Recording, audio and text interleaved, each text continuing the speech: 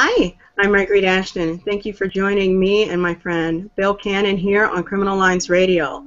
Today we're going to talk about a sort of a touchy subject, but it is important that we do discuss it. It's called Changes in Law Enforcement is the title for this show today.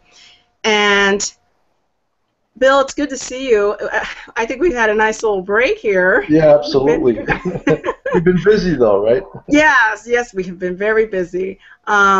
I have two great guys with me today here. Bill is a retired detective sergeant here. He is out of New York. And I have also another good friend of mine, Jim Ault, who is down there in all that warm weather. You know, you could share it. You could share some of it. Yeah, it's a nice day. I will share it. How it's tennis today, 82 degrees. Yes, I'll share it. Yes. Wow. Well, I would like to open up and just kind of start. You know, so much has happened since the last time we've gotten together here on the air, and I think we had some things happen in Ferguson. We had some things happen in New York. And I'd like for us to kind of touch on it a little bit. How has it changed? What has happened in your eyes as a retired law enforcement member? What's going on? Well, I think, Marguerite, that officers have to be even more diligent today than they ever have been and more restrained than they've ever been because of everyone out there these days has a video camera.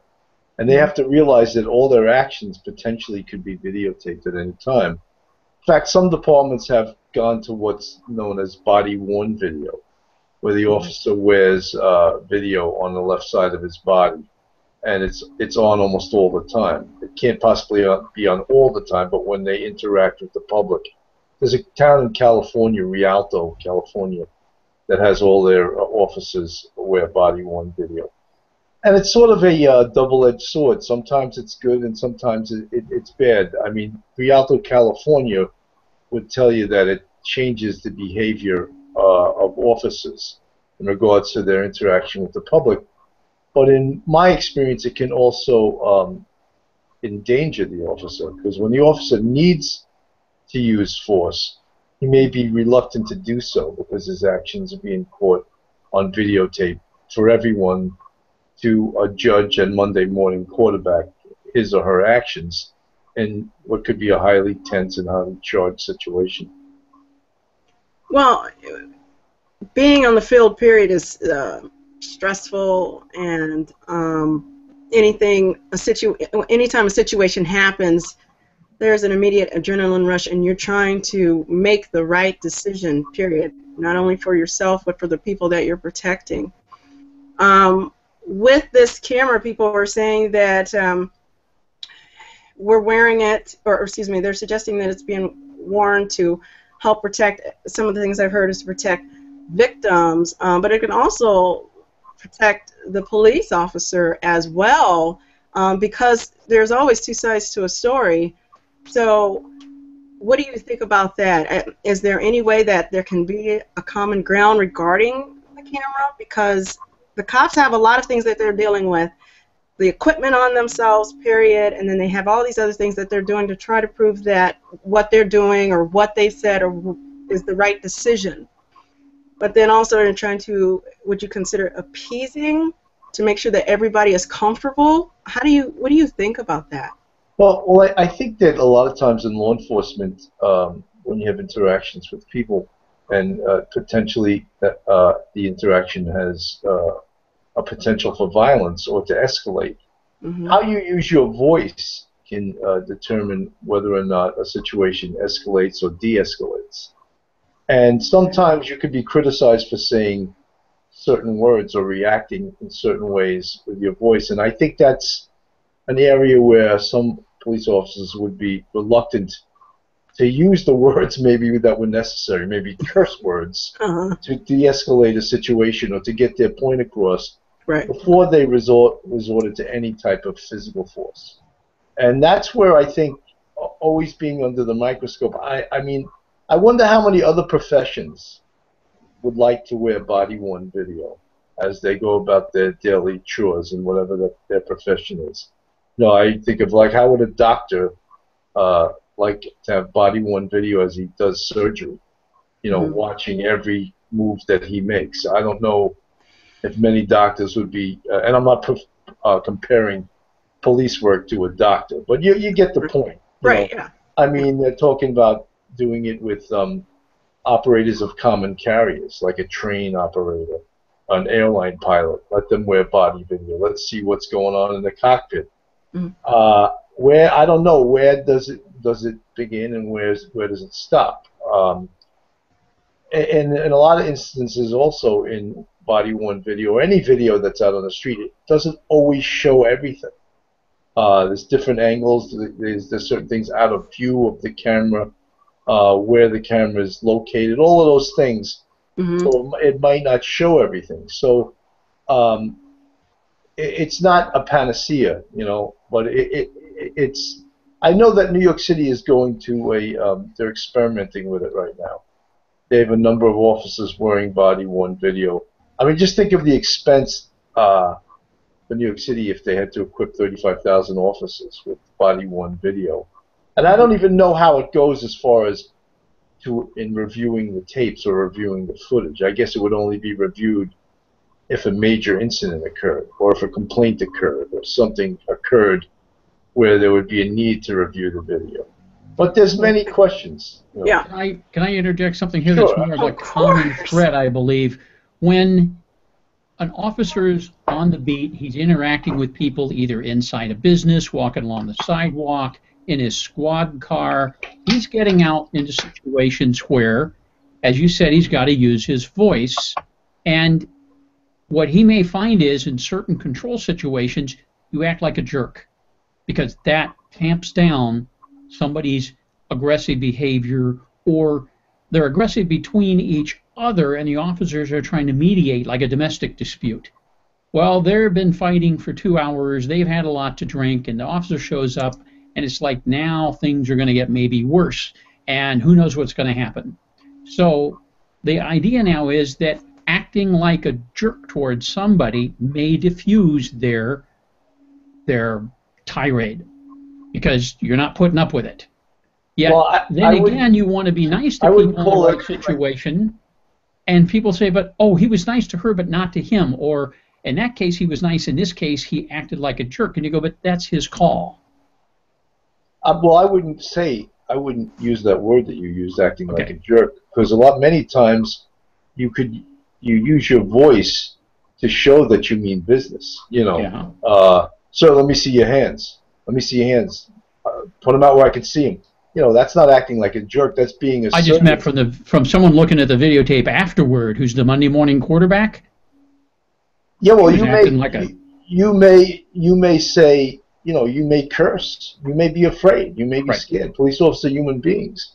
They may use, four-letter words to say, sir, let me see, blah, blah, blah. I'm not going to say it on the show. Yeah. This is P, right?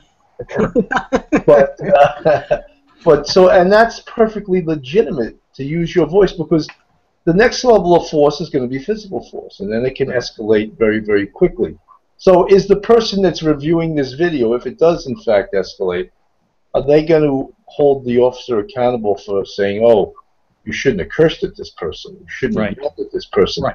I mean, I'm concerned with that, because those are the things that can de-escalate a situation and prevent a situation from going into where force is needed. Mm-hmm. I think that the whole entire situations, they're just tragedies. But when you have, when you say that you have to make, I think a friend of mine, he stated, he's a detective in a bigger city, and he said it is so stressful and it's so tough because that last minute decision or anything that you do lays the groundwork for what will happen next. And these cameras, I'm not sure, how are they worn, Bill? Do you know? Are they on the shoulder? Or no, it's actually it's either below your shield or above your shield. It's on the left side of your body. So that's why it's called body-worn video. Oh, I got it. Okay. Yeah, and it records sound also. I mean, look, it's so easy to critique people's performances in highly stressful situations. And if we can even talk about the Eric Garner case in New York, where the press called that a chokehold that he was brought down with, and he ultimately died, I think, of cardiac arrest. And when you look at that, of course, that's a disturbing video. The man died. It was a quality of life crime. He was selling untaxed cigarettes, which incidentally, the mayor of New York and the chief of department got written complaints from the local merchants about this individual, and that they wanted police action against him. But if you look at that and you're a layman or even a professional, you may say, you know something, they didn't have to jump right in and use physical force against him. Maybe they could have talked to him and said, look, you're getting arrested, and you can't resist because you're getting arrested. No matter what happens here, you're getting arrested. Maybe they could have, in that situation, taken more time and talked him in rather than move to force. But it's always easy to critique it after the fact, you know. And that case, was videoed by someone's cell phone, so it wasn't even on body-worn video. But now, because of that case specifically in New York City, they're retraining almost the entire patrol force in something called tactical communication. And tactical communication, or some people call it verbal judo, it's a way to try to de-escalate situations via your voice, and not just how you say something, but what you say. And hostage negotiators use certain words to attempt to de-escalate situations. And officers that are on patrol are being put through this training. And I'm not saying that, in certain situations you have to go right to force. I don't know, in fact, if the Eric Garner case was one where they had to directly go to force immediately. Some people have questioned. I don't mean to interrupt, Bill. I don't think anyone will truly know either on the Ferguson or New York. The whole point is whether it is the cop or whether it's the suspect or the victim, whatever. Like I was saying, that last-minute decision, whether you don't, and I'm not saying this about any of the cases that we were discussing, but if you are approached by law enforcement, you're supposed to respectfully listen and just do what it is you're supposed to do, I guess, and without being confrontational. Law enforcement officers know that they're supposed to do what they can to diffuse the situation. Each person has to try their best to make that right decision, and these cameras, I was thinking, would probably be a good thing, because it can be helpful for law enforcement officers, and it can be helpful if there's any situations regarding if it wasn't a good call on law enforcement's part regarding a suspect or whatever. But the whole thing is if you're approached, I'm saying if you're approached by a law enforcement officer, let's just be respectful and do what it is we're supposed to do, and then the law enforcement officers know what they're supposed to do. You were talking about voice. The voice, that is a way to get attention to. It's a knowing that you mean if you're raising your voice or whatever, it's like you're trying to get the attention of that person, and let's pay attention. Again, you don't know what will happen in that situation, in that instant, but I think that these cameras may be at least a good try, a good to see a good run and see how it works out for everybody. Well, yeah, right now it's at least in New York it's under study, but when the police have thousands or hundreds of thousands or millions of interactions with the public, some are bound to go wrong, and really wrong, Right. And I think that if anything, what they've shown in New York City, I mean, this one incident sort of, they tried to paint the whole department as having systemic violence and systemic abuse of the public, and I think if anything that was definitely not true, and because I think New York City Police Department is one of the most restrained departments probably in the country. Now, is there problems with the New York City Police Department? Yeah, I mean, I think that they've done a lot of studies, and they found out that that whole stop, question, and frisk thing that was sort of overused by the previous administration, it's been curtailed a great deal. Now, um, stop, question, and frisk has resulted in the crime rate in New York City going down to the lowest level since the 1960s, almost the late 50s. Last year they had, I think, 330 or 340 murders. And to put a little history on that, in 1990 they had almost 2,300 murders in New York City. So there's nearly 2,000 more people per year that are alive since 1990 because of the tactics of the New York City Police Department and the crime fighting. And sociologists and others might disagree and say, oh, there's a lot of different reasons for the crime drop than just good policing. And I buy into that too. Mm-hmm. But there is a certain percentage of it is good policing. Now, stop, question, and frisk, I think, was responsible for taking a lot of guns off the street.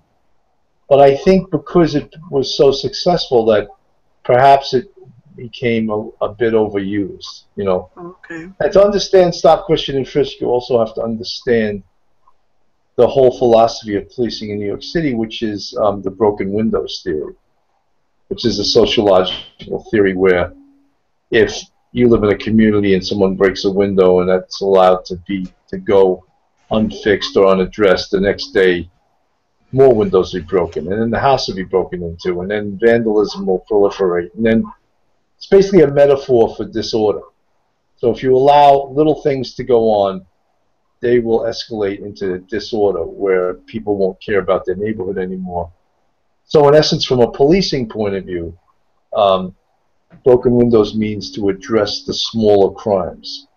For example, disorderly conduct, loud radios, public urination, drinking, open containers, quality of life, people riding bicycles on the sidewalk. It sounds like very simple things. One of the biggest things that people in Manhattan complain about is dogs off their leash in Central Park.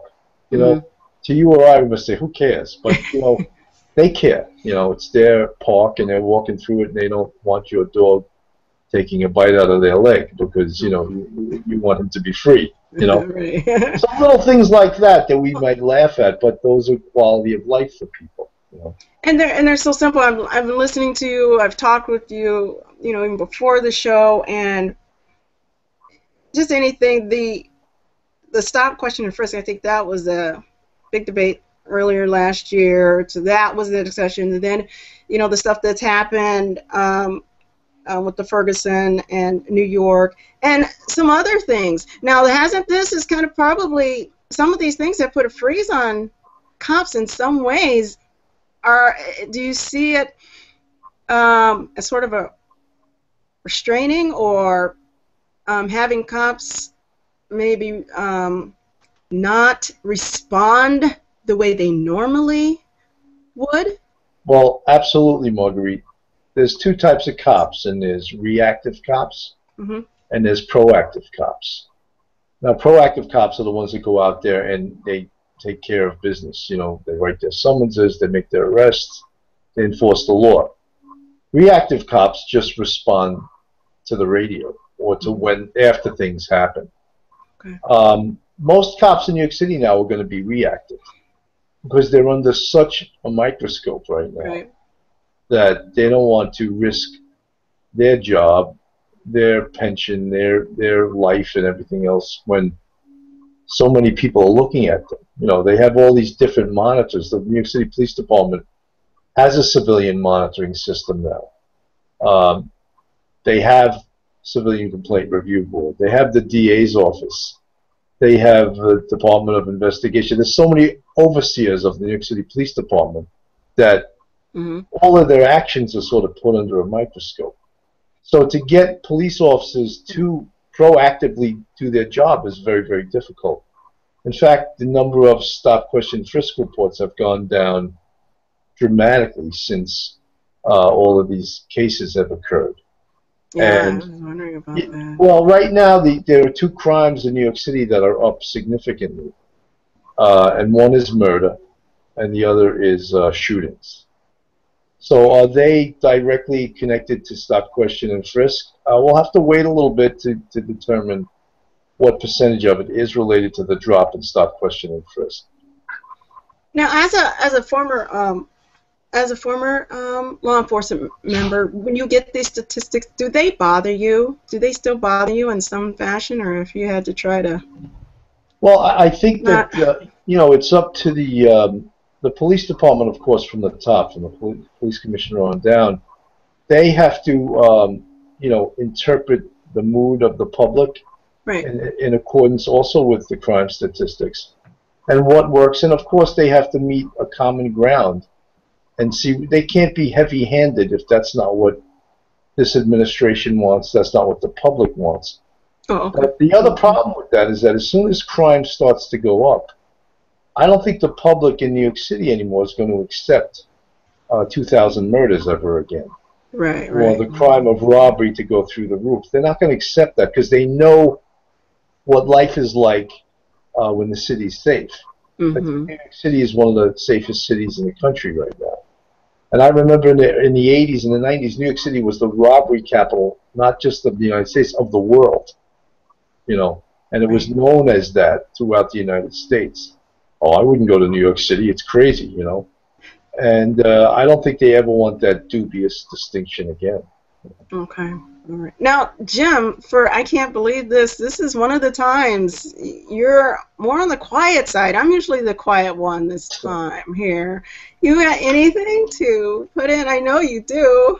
Well, when people are on a roll and they're having a great discussion, why do you need 2, 3, or 4 more people coming in? It doesn't add to the content. It really doesn't, because I have not been a police officer. I was a forensic chemist, but that's just a laboratory thing. I'm not out there interacting with people or interacting in a courtroom. There's a lot of drama in life, and one of the things that if you say body cameras and conflict, wouldn't it be interesting if domestic dispute partners had to wear a body camera so that their antics and their total loss of control with each other was documented, and people go, okay, there is a problem there. There is either abuse or outrageous behavior. I would hate to get in the middle of that. Now the officer walks in and he goes, I have to get in the middle of a dispute. I don't really know what's going on, but I got to control it. What's he supposed to do when 2 people are arguing, and about what? And now you get back into these murder rates. And one thing that'd be kind of interesting right now is to hear from Bill, does this really have to change precinct to precinct because of the kind of community it is? Or do some of these become just blanket rules that go all the way through the departments involved? Well, there's areas, of course, of the city where there are more guns and there's more violence. And there's areas of the city where there's relatively no guns, no violence. So you sort of have to police those areas differently. You're not going to police areas that don't get any murders or any shootings and relatively no robberies the same way you'll police an area that gets lots of robberies, lots of shootings, and lots of murders. It's a whole different way to police that area. And stop, question, and frisk does come into play in those situations. And I think that's what people, when they compare neighborhoods of the city, they say, oh, how come there's all these stops in this neighborhood, but there's almost no stops in this other neighborhood? And the reason being is the crime statistics, and referred to in criminal justice as hot spots. Hot spots are where the crimes are occurring. And that's addressed by police departments by both how they staff their precincts, strategies they use to combat it. There's no secret that most violence is connected to drugs. The drug trade is the train that pulls the violence train. And then a lot of times the drug trade pulls other crimes, burglaries, robberies, assaults. So when a precinct commander devises strategies to combat crime in this precinct. All of those things are taken into consideration. Yeah. But hearing, replaying everything in my head that we've been discussing and talking about, so everything that's happened, now we're talking about the changes in law enforcement and what it is doing to impact on how police officer responds. You've got new technology, tactics. There's just a list that is being altered. Am I saying that correct? Would you consider it being altered or trying to so that it fits with what's going on? Or well, technology has no doubt changed the way law enforcement does their job, as well as it's changed the way everyone lives their life these days. Mm-hmm. We have instant information at our fingertips. Yeah. And for most people, it's having a cell phone. I was one of those people that before the advent of GPS, I got lost a couple times a week. I love that. I love that. Press the go home button. Get me home. Yeah. I just don't have a great sense of direction. I would always get lost. Now I just love it. I'll go home and that gets me home. Yeah. Because I would spend a couple of hours every week driving around, taking a tour of wherever I was. Or even worse. Gotta love the GPS. Remember asking someone for directions? Yeah. After the first sentence, you totally stop listening to them, right? Yeah. Oh my gosh. Yeah, I love that GPS now, and I don't leave anywhere without mine. It's really it's great. Really comes in handy. I was never the whole paper map. It didn't work. Forget a map. Yeah. Forget that. It was a mess by the time. It was neat when you got it, but once you're on the road, you couldn't even fold it back the way it was. So it was exactly, and then try to pull over and understand it. Yeah. You could be in Indian country too. There could be arrows flying above your car, and you're looking at a map. Yeah, you never know where you are. So I'm grateful to the GPS. Yes. Well, one of the things also, Marguerite, as far going back to policing, is in the New York City Police Department, they're going to all the officers that are in radio cars having iPads. Oh, okay. And instead of it being connected to the internet, which it is, it's also connected to police department databases. Oh, okay. So, for example, if they're responding to a domestic violence incident, they could go on their iPad, en route to it, and find out how many domestic incident reports have been reported from that location. What's the history on the combatants? Who was the primary aggressor? Has the person involved in this case used a weapon in the past? Has he been in prison? All of those things, at your fingertips, gives power and an extra added layer of safety to the officer. Because, if he finds out, oh, this guy's bad bar, we just get out of state prison, let's get some backup here before we go up there.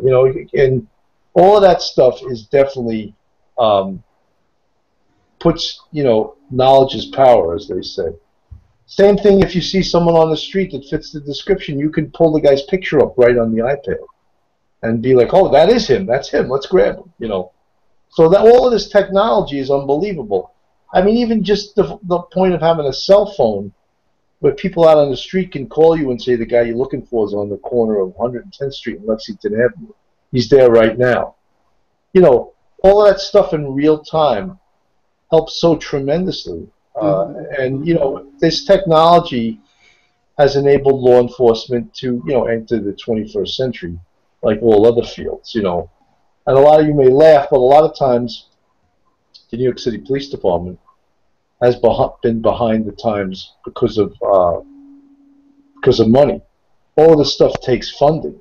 To get all this cool equipment takes money, and a lot of the money that the New York City Police Department has gotten, as well as many other police departments, has come from the federal government. And a lot of it came via Homeland Security funding. And they got all these neat toys, like you see the harbor launches now. They can do 60 miles an hour on the river, on the waterways of New York City. All these great toys they have, emergency service with all the stuff they have.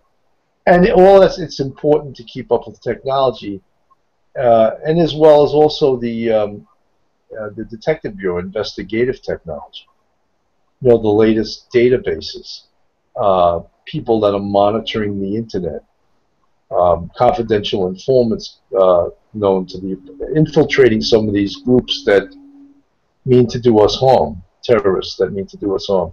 Mm-hmm. So all of these things that law enforcement now also has to be concerned with, other than just fighting crime at the local level. Well, New York City Police Department is involved internationally because they have to. New York City is the #1 terrorism target in the world, so they have to be on top of all these other things while fighting crime, while thinking about public relations, while thinking about community relations, while thinking about tactics, and while thinking about all these other things that, I mean, I don't know how Commissioner Bratton does it when he has all these different things he has to be concerned with.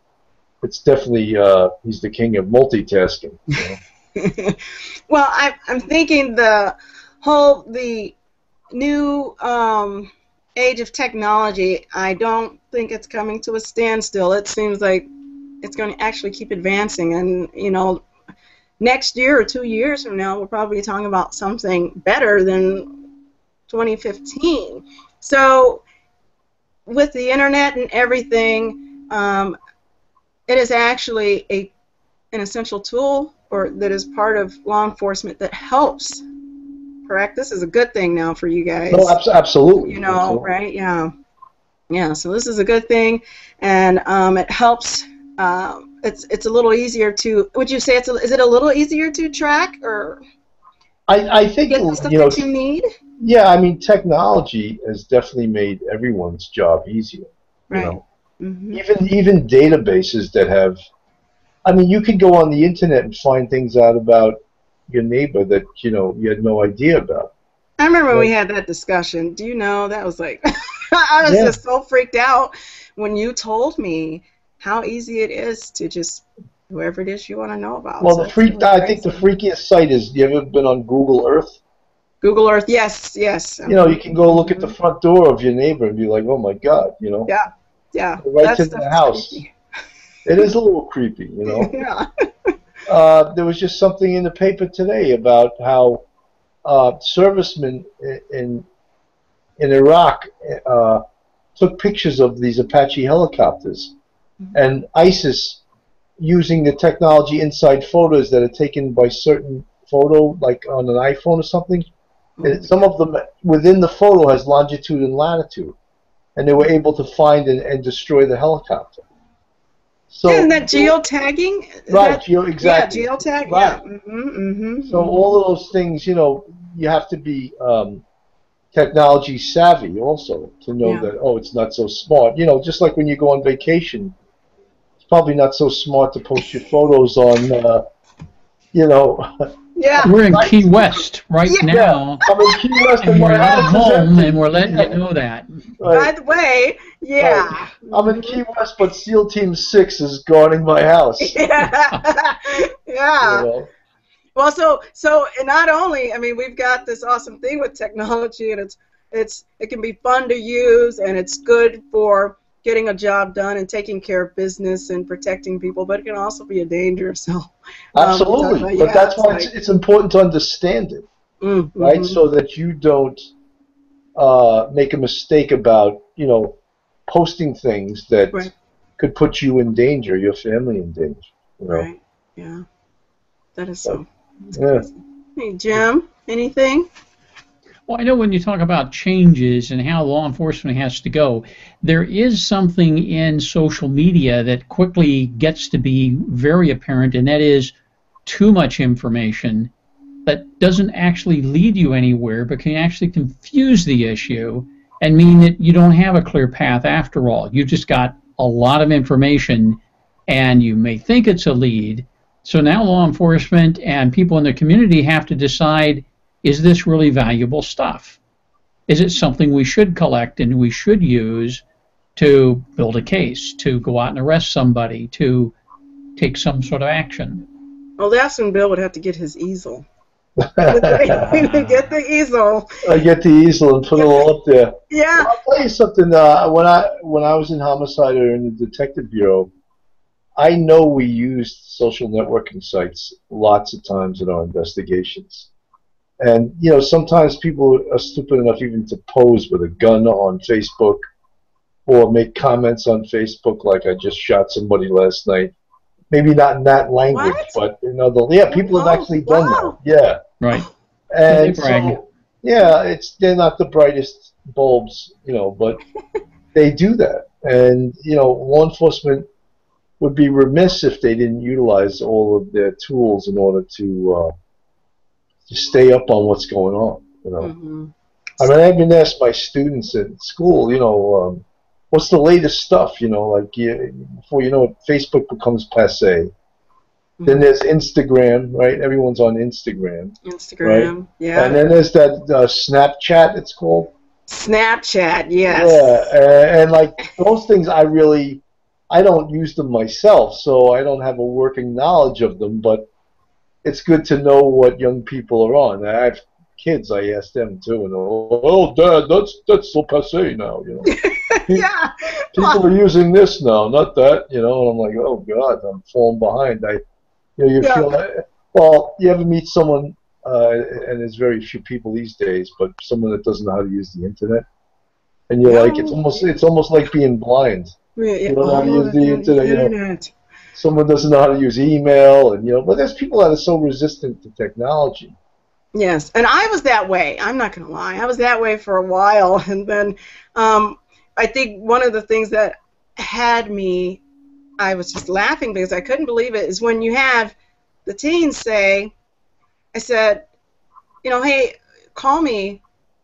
When you get, call me, call you, call me. And there's going this back and forth. I said, what, you guys don't use phone anymore? The teens don't use phones anymore? No, Mom, we'd rather text. I said, what? So the whole thing is however it's advanced, you know, when I was coming up, we were on the phone. You're right, Now, the Marguerite, young generation is text, text. No, I don't need to call. I'll text. No, give me a and you phone. could tell by the talent young people send texts with. They send them out like lightning. And Yeah, I'm like, you know, I'm like a two-fingered idiot or one-fingered idiot that it makes you know, all kinds of mistakes, and you see they're typing on the keyboard like it's a yeah, they're still typewriter. going. Yeah. You know? But now in some of them, they have it where you can push the microphone and just speak the text if the autocorrect doesn't, you know, mess up your Yeah, work. that's cool. I mean, And that too, yeah. But ask a young person, say, oh, how many texts you send out a day? Some of them are like in the hundreds. And I'm like, oh my hundreds? gosh, see? Yeah. You know? So That's unbelievable, right? yep, things are changing. What about Bill? Is there anything else to add to all this? You touched a little bit on how things are affecting just about everything in the police field. Whether it's good or bad, we won't know. We're just trying to all do what's right. But I asked you if this changes how law enforcement members respond to an incident where they probably would have responded differently before. We're all just trying to get our ducks in a row. Do you see anything kind of easing up a little bit or settling down, and maybe we can fall back into what we were used to, or is this still? This has got some. It's very tense, and it will. Well, I think, Marguerite, like everything, any organization and business, you have to be prepared to change with the times Oh yeah. and to adjust to things. And in the 90s, prior to, at least in New York City, prior to the Giuliani administration, almost the entire model of the New York City Police Department became something called community policing. They tried to go to that as a model. And community policing is more of like a feel-good type of policing. Like get the police out there, have the police take the kids to a Yankee game, have them meet with the merchants, have them meet with community organizations. Let's solve problems. And policing was looked upon as, in partnership with the community, we will address these problems. The community are our clients. It's almost like a business model. Okay. And but then when crime really got outrageous, it was clear that community policing wasn't the answer. And I'm not saying community policing should always be part of a police department. Like to have ambassadors out there that can reach out to the community, that know who the community leaders are, that know who the merchants are, that know who the clergy are, that know who all the leaders are in the community, and of course interact with these people to solve problems. But at the end of the day, you also need proactive police officers that are going to go out there and they're going to do their job. They're going to write summonses when it's needed. Mm-hmm. They're going to arrest people when it's needed. After all, sometimes you have to arrest the community. You know, the community, people look at community policing like, oh, the community. Look, there's some bad members of the community too that every once in a while need to get arrested, you know. Mm-hmm. I mean, to put it in a situation or sort of metaphorically in a way more people can understand it, you get an intersection, for example, that's getting lots of car accidents, right? What are you going to do about that intersection? Well, clearly, the way to stop some of the car accidents is to start writing summonses for people blowing red lights, people using excessive speed, and people taking illegal turns. And if you start doing an enforcement at that intersection, the accidents are going to start dropping. So there's a way, that's proactive policing. You could do nothing. I don't see how community policing can address a problem like that. But in the same vein, community policing can solve many problems. You know, if they got truancy, for example, truants, kids hanging out on street corners when they're supposed to be in school, businesses complaining about homeless people loitering in front of their businesses, which is causing members of the community not to want to frequent their establishment. All those things are like problems, homeless problems. You know, let's find out how we can get some of the homeless off the street. How can we feed the homeless?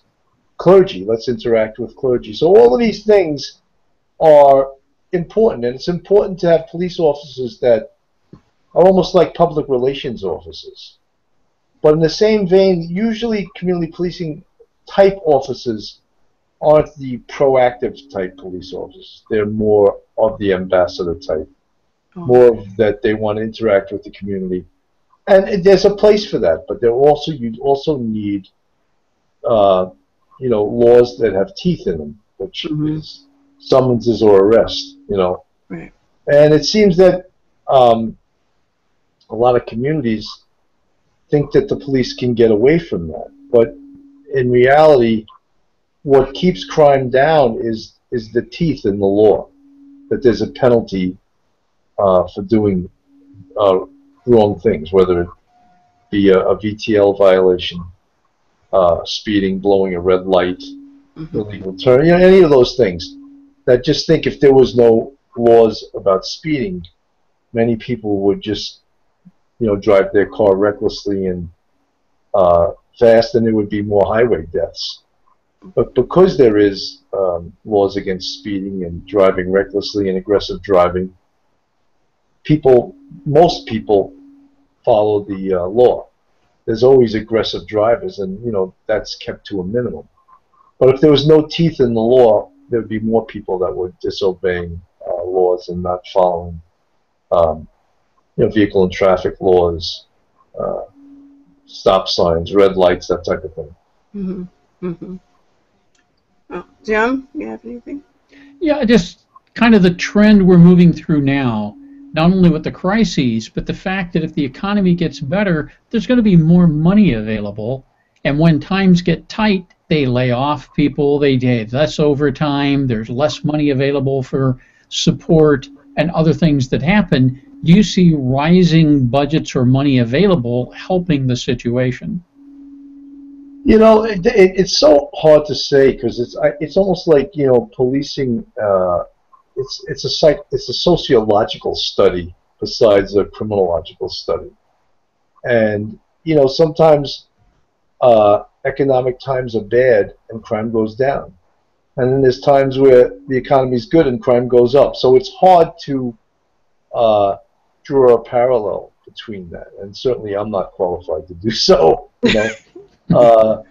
There's criminologists that would probably say, oh, this is, you know, there's books out there that say, oh, the biggest reason for the crime drop is, you'll read in some books they'll say it because of abortion, and you're like, what? I never heard that before. And they'll say many children aren't being born now into poverty that would potentially become part of the criminal population. I never thought of that. I read that in a book. Incarceration. In New York City, the amount of people in prison has dropped while crime has dropped. That's the first time I ever heard that in the history of law enforcement. But that happens to be a fact. How do they explain that? The prison population's down, and so is crime. Most criminologists would say, oh, that's impossible. But it's happening. So there's something called community corrections, which is a trend toward trying to keep people in the community instead of sending them upstate, and finding alternates to incarceration. So something other than, something other than going to having prison time. Right, exactly. Oh. Let's keep them in the community and find ways for them not to reoffend. Programs like Alcoholics Anonymous, Narcotics Anonymous, drug rehab, anger management, and of course providing people with jobs that instead of sitting in a jail cell, they'll stay within the community and they'll get some type of job and supervised. They'll have to. A friend of mine was in law enforcement, and he said what we do here in this area, this was in like the Midwest, he said in our little area, we get really tough because these people, we're not going to fix them, we're not going to teach them a different way of life, they're still going to do it, they're just going to go somewhere else and do it. So they move to another state, another area, because it's easier over there. Here, we're going to throw them in jail. We're going to make it tough. And we want them to move out. So they just want their local statistics low, and they figured that was a good way to do it. He said, yeah, we kind of do that with certain people. We want them to just go somewhere else. That sounds like what Mayor Bloomberg was doing when he was mayor. He would have any homeless person that wanted, he would give them a free airline ticket to anywhere in the country. Right. One way, of course. One way, of course, yeah. One-way ticket. You can go. We'll take you to the airport. Right. How creative was that? We'll give you a one-way ticket to Hawaii, but I don't think Hawaii's they may send you back a one-way ticket to New York. Right. Anywhere where you don't need a passport, we'll send you. Exactly. Right. Well, I'm thinking, too, and in the policing community I was listening to, they're different in because in the bigger cities versus the smaller cities, the smaller towns. Not that they do things different, but when the crime is lower, if they don't have to deal with violent crimes, you'll get your burglary, you'll get your steal a car, whatever, that kind of stuff, versus the other ones, the violent crimes, things are done a little different in the smaller towns than in the bigger cities. Have you had any chance? Well, you know something, Marguerite? It seems like even in the smaller towns, almost all crime is somehow related to drugs, drug abuse, So small towns have big problems with drugs, Right. Okay. and addiction problems. And, with addiction comes crime, whether it be burglary or larceny or robbery, that type of thing. Oh, okay. So if they can provide, services to people that get arrested for crime regarding narcotics and alcohol addiction, that is one step in fighting crime and maybe preventing the person from reoffending. So it's a way of trying to contain before it would become bigger. Is that what? Yes, you're saying? absolutely, Okay. absolutely.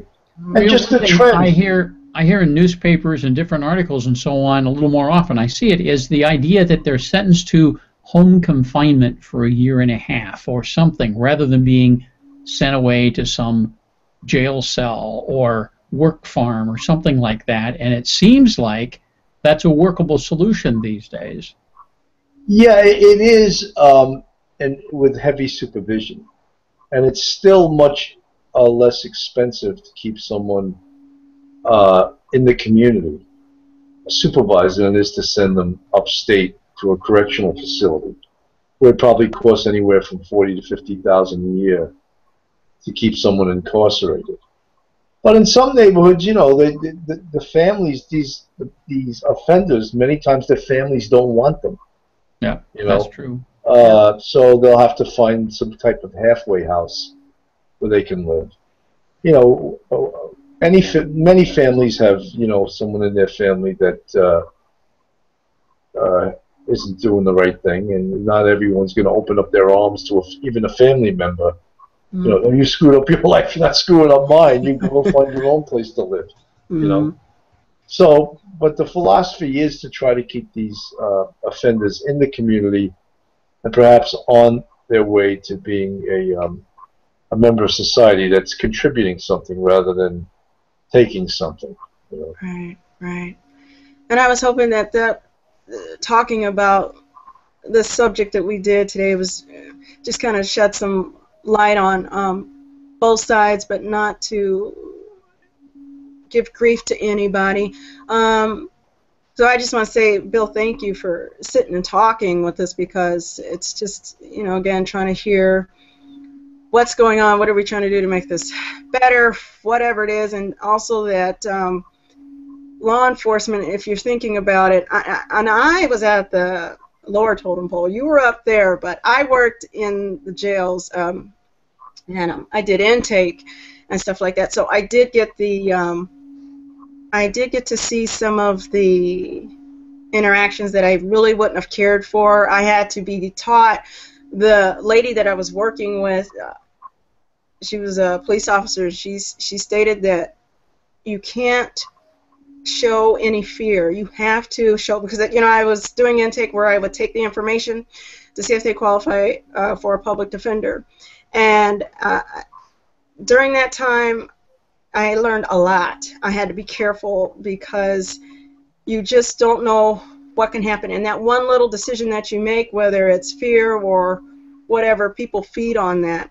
And I'm not trying to give any issues about what happened in 2014. I'm just making a statement from my observation, what I had to deal with. It was tough, and that's kind of what makes me the person that I am. I try to be more aware of my surroundings, period, and having worked at the jail. But also, when I worked at the public defender's office, that was a whole nother experience, because I got to see both sides. So I got to work on both sides of the table. Now, so Bill, with that said, you have been up there, you were in the thick of everything. And then Jim, so I'm going to want you to comment on this too before we go. With everything that has been said and done, do you think there will be a resolution to what has happened? You know, I think that with all the things that were happening in 2014 vis-a-vis Ferguson and New York with Eric Garner, I think if people really sit back and look at law enforcement, at least the New York City Police Department, they really, if they look at it seriously, they'll see actually what a restrained and outstanding police department it really is. And with millions of interactions, you're going to have mistakes. Sometimes mistakes, unfortunately, can lead to someone's death. Mm-hmm. And these are the hard decisions that police departments and police officers have to make every single day. And then, of course, there's people that feed on these mistakes by making it so political and putting it, you know, even the press, the way the press reports things, can pour gasoline on a fire, you know, and keep things on the front burner that maybe would have faded into obscurity. But as a result of a lot of these things happening, look, the New York City Police Department has a federal monitor right now. They're being sent for retraining. Everyone's cognizant of the fact that they're potentially on video every time they take police action. So we just have to also hope that because of this, the public doesn't suffer. is crime going to start going back up? And it hasn't. The way crime is gauged in all cities is the 7 major crimes. That's rape, robbery, burglary, grand larceny, auto, assault, and murder. The FBI lists the 8 majors because they add arson in there. But arson happens so infrequently, they don't list it as a 7 major. And in New York City right now, 2 of the 7 majors are starting to go up, and that's murder and shootings. So if always the bellwether crime of violence was robbery. And if robberies start going up, you're going to see a lot of people starting to get concerned and upset, and maybe redirecting their resources to combat that. But so far, overall crime has remained constant and has even dropped a little bit. They're just concerned about, right now, murders and shootings in New York City have gone up. And we'll have to look at it and determine whether or not that's because of the decline in stop, question, and frisk, if that's related.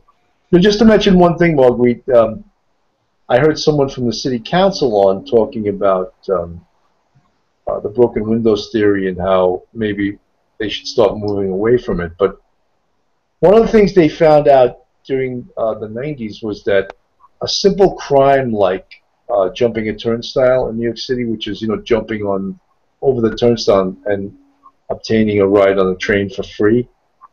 When the police started enforcing that, what they found out was that they were coming up with lots of guns and lots of people that were jumping the turnstiles that were serious criminals.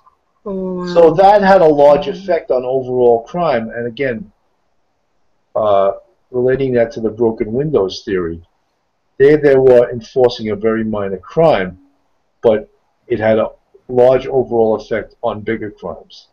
Which, if someone's carrying a gun onto the subway system, usually his intention is to do a robbery. So enforcing those type of things have an effect on the overall crime rate. Well, I like, so hearing what you said, hearing your point of view. Here's my point of view. This is really cool because Bill has, he was on the front line, and so he was in it every day, where I was not. I did come in contact with criminals who knew that they did wrong, did not care, and I came in contact with some who said, I screwed up, hoping for another chance, and something that was really sincere. My point is with the little things, even with the policing, the little police communities that you were talking about, where we just try to contain it and see what we can do before it gets worse. And I'm asking, is there some way of a resolution? We got the violent crimes, we have the, not necessarily little crimes, but that's the way I'm labeling it right now. The nonviolent crimes, I'll just say that. I'm hoping that something will be worked out, but it's hard. It is hard on everybody's mind because you have, like I said, you've got law enforcement. They're stressed. I have cop friends, and I have friends that work down at the public defender's office and stuff like that. So I hear so many stories, and I've worked with it. So I can tell you for a fact that it is not easy which way you look, no matter how you look at it, period. You have the ones that are trying to defend and take care of the victims' families and stuff like that. So I'm hoping that something can happen, but I guess this is just the world we live in, and maybe I can hope that something would get better. Maybe if not perfect, but something to just, hopefully it'll settle down and we can try to get back to doing what we should be doing, and that's living life. Jim? I don't know. Well, I'm a child of the 50s and 60s. I was born in 1950. I graduated in 68. And at our time frame, at 1968 to 70, it was the Vietnam War. It was the draft. It was the whole idea that people were rebellious in ways that were more than just a sit-in. There was literally, for a period of time on the news every night, which cities had the riot that evening, and it was plural. They said, we only have 3 cities tonight that are reporting crime in the streets with cars overturned and there's fires being set, looting, and this was a constant pattern, and it was just a matter of which cities to report on that night, not were there riots. This was 7 days a week. So when you say does the paradigm shift? Well, obviously law enforcement there is riot gear and a lot of response that has to be done to protect property and life. And in those situations, the people felt justified in their riot because there was this government lack of control, a lot of things going on they didn't agree with, and they were striking out with this violence. And it was organized, much like Ferguson, but in a larger scale because it went clear across the country in lots of communities. And so now you get into, when I went on campus, SDS, Students for a Democratic Society, but they weren't nice people. They said, how can we foment insurrection? So when you talk about the change and is there hope, we're not in that situation. We evolved out of that, and what we have today isn't like it was back in 1970 or back in 69, when the news really was which cities had the riot tonight. And there seemed to be no end in sight because the people doing it didn't seem to be satisfied that it was time to go home now and act like a regular community. So this is where we get into your question. The people in different neighborhoods are adjusting. And what are they going? Not just the police force, but everybody, schools and truant officers, as Bill talked about earlier.